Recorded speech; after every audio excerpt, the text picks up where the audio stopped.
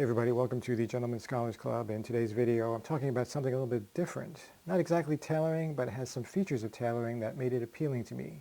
It's an outerwear piece. It's a puffer blazer from Spier and Mackay's 2021 Fall-Winter collection. And I found it interesting when I saw it online, bought it, and enjoyed it. So I'm going to share with you some of its features and what I think about it.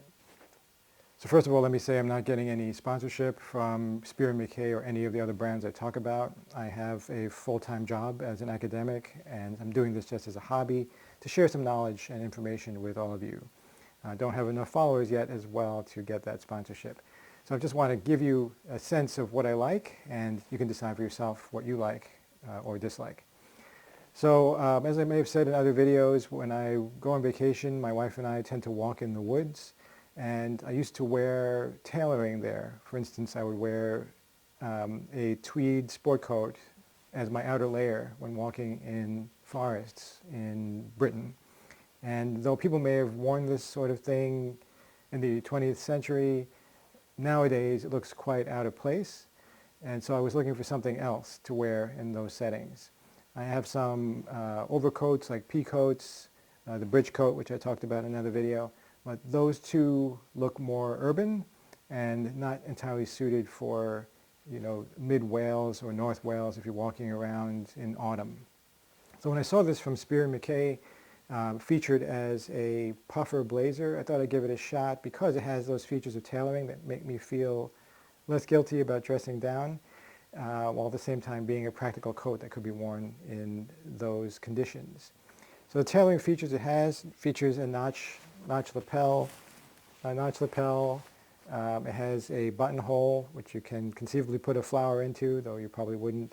It has a breast pocket, and it has two flat pockets on the hips, all of which are features of a tailored jacket. The cut is sort of tailored as well. It comes in at the side. It's kind of slim fitting. And it has these buttons, which I really like. They're contrasting horn buttons in brown, really pop against the dark navy of the puffer coat. And I like the oversized visibility of those buttons. I button the middle one as you would with tailoring. It's a 3-button setup. You could envision it as a straight 3-button or a 3-roll 2. I just button this middle button right there. Inside it has a dicky at the front. It's not a gilet because it's just a single piece of fabric that you can zip out here. A gilet would have more material running underneath the jacket and would have armholes. This is really just a piece of fabric at the front. What I do like is that it has a 2-way zipper, so you can zip it up and down and kind of style it differently according to those options.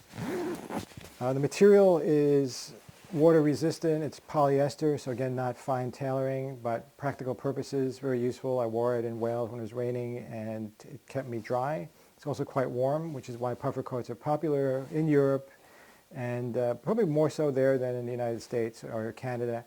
But the popularity of a puffer coat is because it is filled with these channels of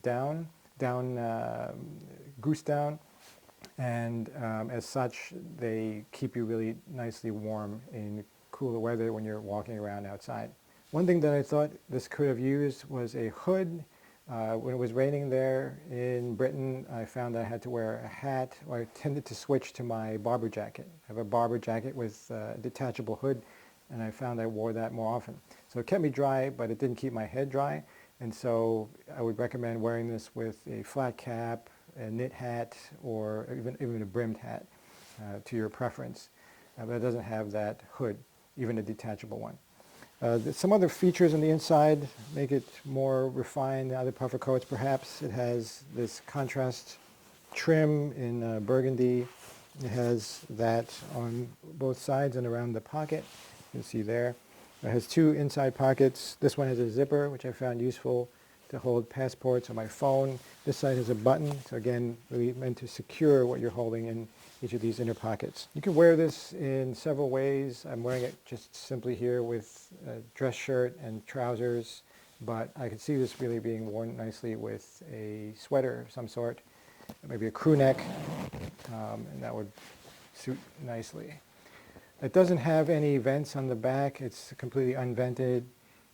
My Barber coat, I have an Ash B from Barber, does have double venting, which gives it, again, a feature of tailoring. So maybe if they wanted to make this even more tailored for next year's iteration, they would, Spier or Mackay might put a vent on the back, a double vent or a single vent even.